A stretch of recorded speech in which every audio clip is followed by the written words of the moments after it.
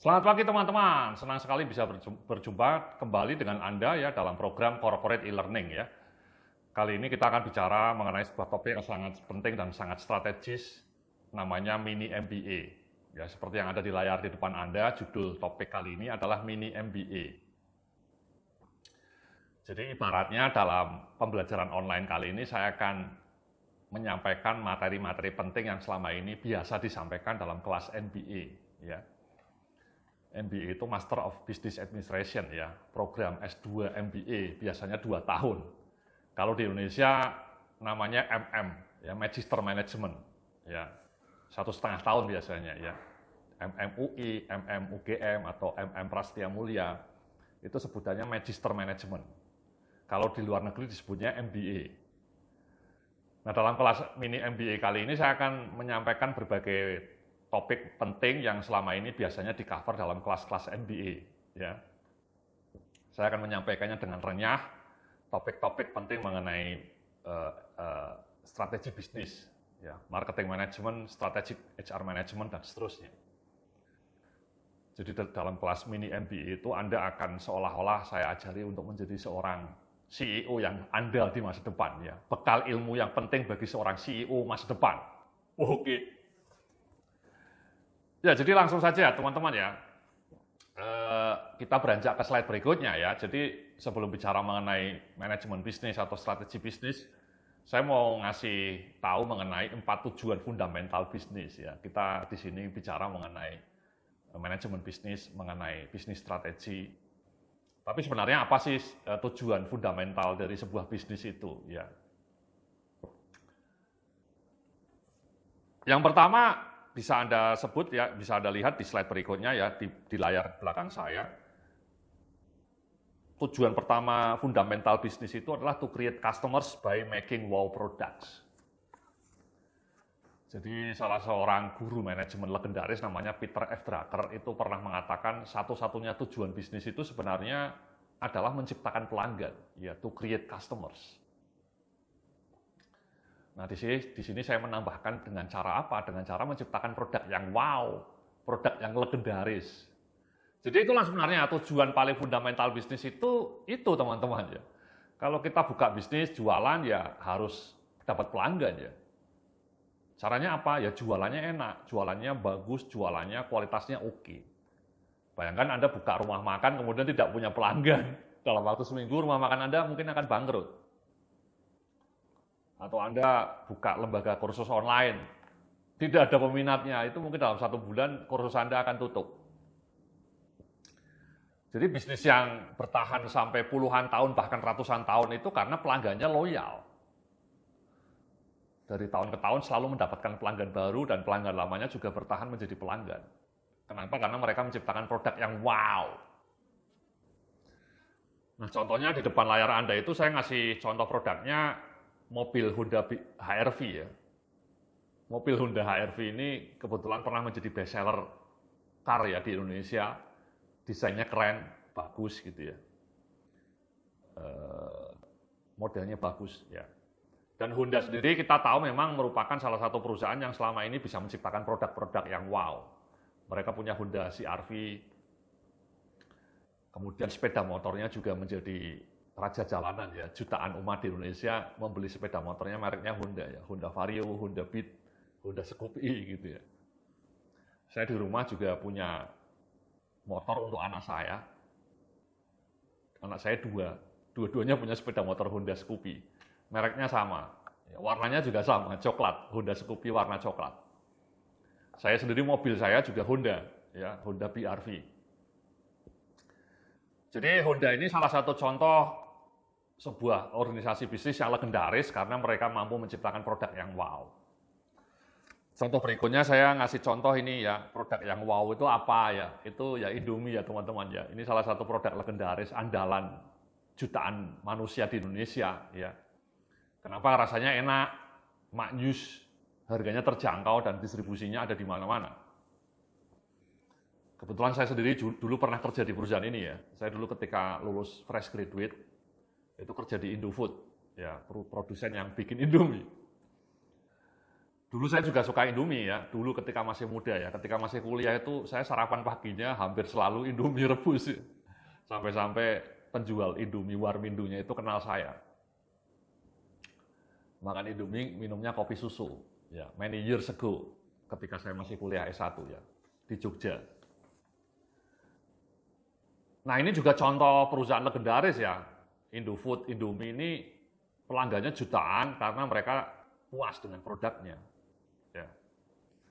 Nah contoh yang ketiga, saya ngasih tahu McD ya, Anda bisa lihat di layar Anda, McD ini sekarang gencar buka gerai yang terpisah dari mall ya, berdiri sendiri seperti yang ada di depan layar Anda ini. Saya tinggal di Bekasi, di sekitar perumahan saya banyak berdiri gerai baru McD ya. Dan semua gerainya itu keren, ya desainnya bagus, modern, bersih, seperti yang Anda lihat di sini ya. Parkir mobilnya luas, mudah. Jadi membujuk orang untuk mau datang ke gerainya gitu ya. Itulah kenapa McD sekarang juga menjadi perusahaan yang sukses. Karena pelanggannya ada di mana-mana. Sekali lagi, keberhasilan McD, Indomie rebus, atau mie instan, atau Honda BR-V itu semua punya benang merah yang sama. Yakni mereka semua mampu menciptakan produk yang wow, sehingga pelanggannya bertambah terus. Jadi itu sebenarnya tujuan bisnis paling utama itu menciptakan produk yang legendaris, supaya pelanggannya loyal. Itu nomor satu itu teman-teman, harus diingat itu. Yang menciptakan produk yang legendaris supaya pelanggannya loyal. Kalau Anda berhasil melakukan itu, ya bisnis Anda akan langgeng, akan lestari. Oke. Nah tujuan fundamental yang kedua dari bisnis itu Anda bisa lihat di layar berikutnya, di slide berikutnya adalah to create sustainable profit and wealth. Jadi tujuan fundamental bisnis kedua itu yang menciptakan profit ya teman-teman ya. Anda bukan lembaga sosial. Tapi sebenarnya profit ini adalah efek samping teman-teman. Yang pertama adalah menciptakan produk dulu. Dan kemudian pelanggannya happy. Baru setelah pelanggannya jutaan, produknya laku, baru Anda akan mendapatkan profit. Jadi profit ini sebenarnya efek samping. Even so ya ini merupakan tujuan utama bisnis ya. Hampir semua di dunia ini bisnis dibangun untuk menciptakan kekayaan, menciptakan kemakmuran bagi pendirinya atau bagi pemegang sahamnya. Ya, saya mau ngasih contoh ini di slide berikutnya ini ranking perusahaan terbesar di dunia. Dilihat dari market value. Market value itu kapitalisasi pasar ya. Jadi ini hanya berlaku bagi perusahaan yang sudah go public. Market value itu dihitung dari jumlah saham yang beredar dikalikan harga sahamnya. Sehingga total market value-nya berapa. Nah, seperti yang Anda lihat di layar, nomor satunya itu Saudi Aramco. Ya, ini mungkin tidak begitu fair ya. Kenapa? Karena Saudi Aramco ini sebenarnya perusahaan negara ya. Negara Arab Saudi punya perusahaan namanya Saudi Aramco. Jadi Saudi Aramco itu menguasai seluruh minyak yang ada di Saudi Arabia. Jadi seolah-olah Saudi Aramco ini sebenarnya negara ya. Semi negara ya. Bukan perusahaan murni. Karena aset kekayaannya itu milik negara sebenarnya. Sehingga yang lebih fair itu mungkin dari nomor 2, 3, 4, dan seterusnya. Nah kalau Anda lihat nomor 2 itu paling terbesar adalah Apple. Ya, produknya juga legendaris ya kita semua ya. MacBook, iPhone, iPad. Dan market value-nya 2, sekian triliun US dollar itu amazing. Kenapa? Karena Anda tahu GDP Indonesia, GDP seluruh negara Indonesia ini hanya 1 triliun US dollar teman-teman. Ya, jadi seluruh kekayaan GDP ya, seluruh omset bisnis di Indonesia itu kalau digabungkan jadi satu, hanya 1 triliun US dollar. Masih kalah sama Apple gitu ya. Jadi Apple itu market value-nya 2 kali lipat size ekonomi Indonesia. Ya, itu kan unbelievable ya, mind blowing. Bahkan mungkin tahun 2030 nanti Apple bisa jadi market value-nya sudah 5 triliun. 5 kali lipat dari Indonesia. Nomor 2-nya Microsoft, ya perusahaan raksasa juga, kemudian ada Alphabet itu Google. Ya, market value Alphabet Anda lihat juga luar biasa, satu sekian triliun US dollar ya, lebih tinggi dibanding GDP Indonesia. Dan Google atau Alphabet ini produk-produknya legendaris, ya, dan Anda semua pakai. Anda buka handphone biasanya pakai apa? Android. Ya, kalau Anda pakai Android itu punya Google. Anda punya Google, buka Google Map itu punya Google. Anda punya Gmail itu punya Google. Anda buka YouTube itu juga punya Google. Chrome, ya Anda browsing pakai Chrome itu juga punya Google. Ya, dan terakhir Anda pasti ketika mencari sesuatu di internet pakai Google Search Engine. Jadi dahsyat ini ya, produk-produk Google itu mendominasi kehidupan digital kita ya, produknya dicintai oleh jutaan orang di seluruh dunia. Dan itulah kenapa Google kemudian menjelma menjadi raksasa dan kemudian kekayaan market value-nya 1, sekian triliun US dollar. Itu kalau dirupiahkan 1 triliun US dollar itu sekitar 15.000 triliun teman-teman ya. Jadi 1 triliun itu sudah banyak. 1 triliun itu 1.000 miliar. Ya, 1.000 miliar itu setara dengan 1 triliun. Nah ini market value-nya Google ini 15.000 triliun lebih. Amazing ya. Kemudian yang berikutnya Amazon. Amazon itu juga online commerce terbesar di dunia ya, mirip Tokopedia ya. Mereka perusahaan raksasa dari Amerika. Jadi kalau Anda lihat market value bisnis-bisnis ini ya, mereka perusahaan-perusahaan yang sukses ya. Dan tujuan utama pendirinya memang seperti itu ya. Dulu ketika mereka mendirikan Apple, Amazon, tentu kata Steve Jobs, kami mendirikan Apple dengan cita-cita menciptakan produk yang legendaris. Selalu itu slogannya Apple dulu ya, ketika Steve Jobs masih hidup. Bahwa kemudian mereka menjadi perusahaan nomor 2 terbesar di dunia dari segi market value, itu mungkin efek samping ya. Tapi tetap itu tujuan juga. Dulu investor mau mendanai Apple. Ya, dulu investor awalnya ketika Apple pertama kali berdiri kan mau mendanai Apple dengan harapan someday mereka akan mendapatkan kekayaan karena Apple-nya sukses. Kalau investornya tidak punya tujuan uang, ya tidak akan mau ya. Pada akhirnya show me the money gitu ya teman-teman ya. Oke. Nah yang tujuan ketiga ini juga tidak kalah penting, to develop great people. Kenapa? Karena Anda ketika kerja di perusahaan itu lifetime, teman-teman. Saya yakin Anda mungkin sejak umur 23, fresh graduate, sampai nanti 56 tahun, Anda kerja di sebuah perusahaan, atau di kementerian, atau di lembaga pemerintahan. Kalau Anda kerja di lembaga pemerintahan, biasanya seumur hidup, ya lifetime sampai pensiun. Kalau Anda kerja di BUMN, biasanya juga lifetime, jarang yang pindah ke perusahaan lain. Jadi 25 tahun lebih Anda kerja di satu perusahaan yang sama.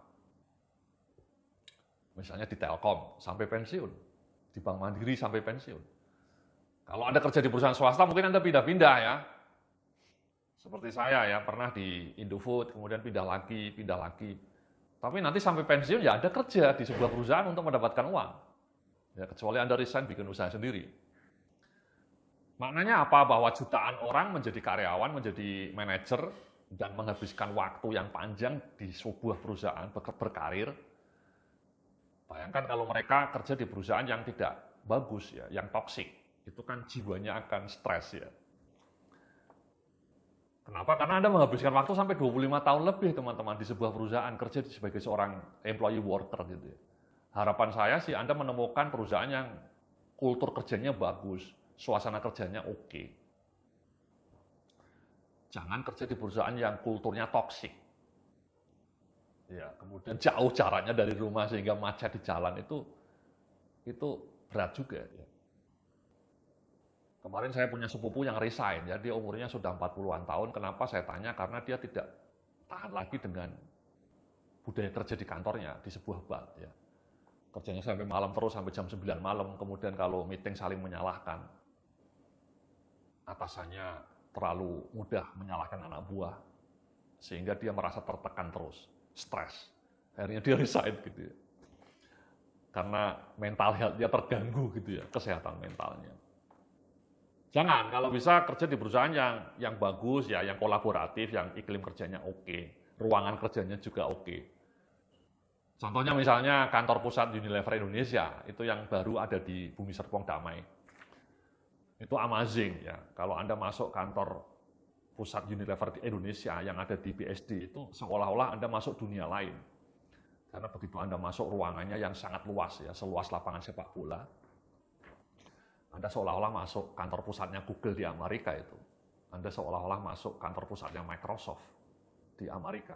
Karena desain interiornya sama ya. Kelas dunia, keren.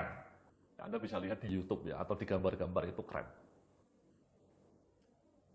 Nah, kalau bisa Anda punya kantor seperti itu ya, nyaman, kemudian iklimnya kolaboratif, ya sharing sessionnya oke. Jangan kerja di kantor yang pengap gitu ya, pakai kubikel gitu ya. Jangan ya. Jadi kalau Anda pengelola SDM di sebuah perusahaan, tolong Anda harus menciptakan great people.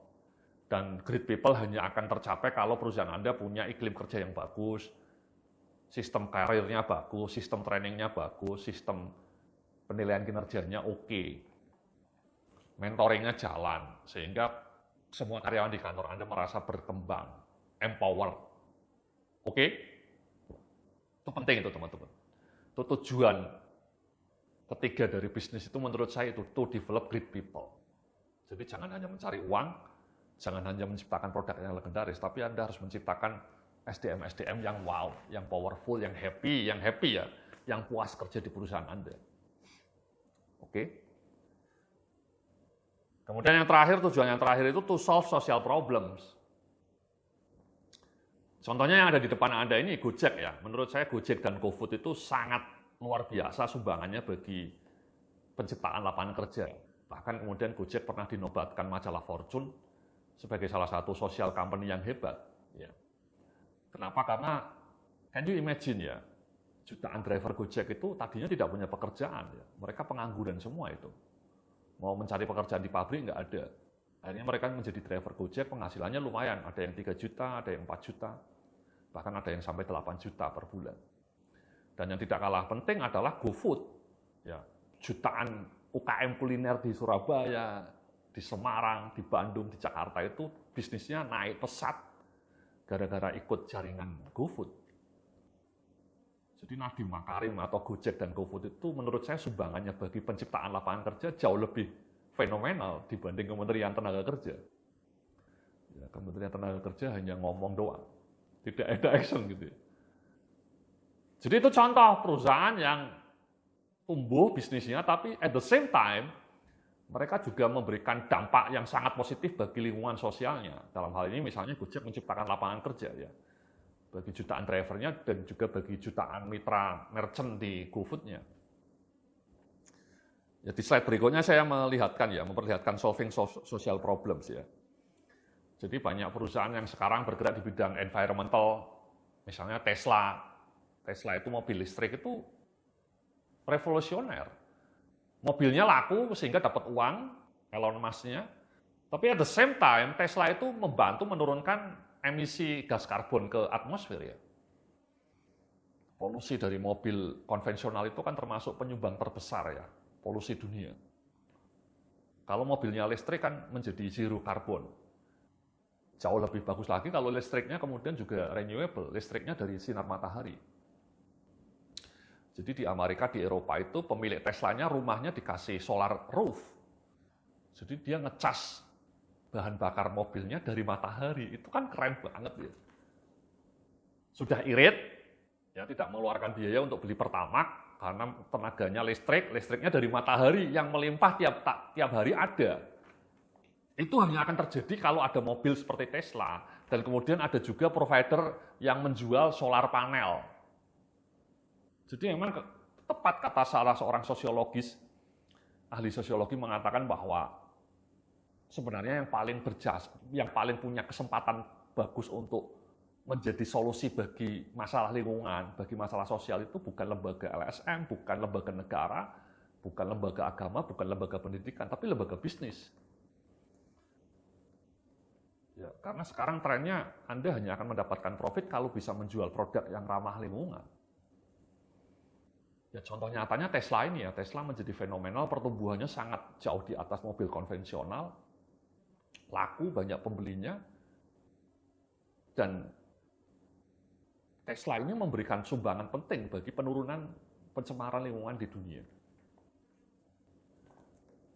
Jadi itu teman-teman ya, 4 tujuan utama dari bisnis. Ya, jadi yang pertama menciptakan pelanggan dengan cara menciptakan produk yang legendaris. Baru setelah itu mikir uang, ya dapat profit, tujuan keduanya. Tujuan ketiganya menciptakan SDM yang betah kerja di perusahaannya, ya, yang happy, yang puas. Karena Sekali lagi Anda menghabiskan begitu banyak waktu di kantor. Jangan sia-siakan waktu 25 tahun Anda di kantor dengan waktu yang membuat Anda selalu tertekan. Oke. Dan yang terakhir, tujuan bisnis itu juga pada akhirnya memberikan kontribusi bagi dunia yang lebih baik. A better life, a better planet. Oke, itulah segmen pertama dari pelajaran mengenai mini MBA. Ya, nanti kita akan sambung dalam segmen yang kedua. Salam sukses, penuh kemuliaan.